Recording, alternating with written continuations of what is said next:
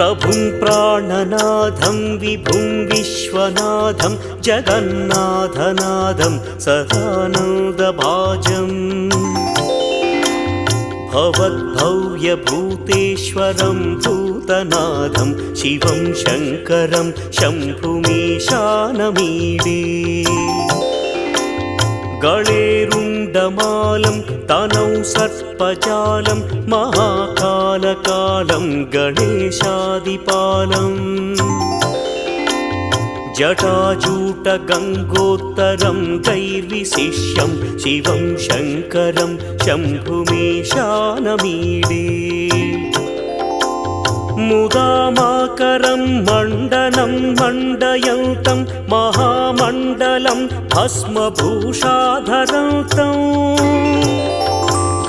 अनादिं ह्यपारं महामोहमार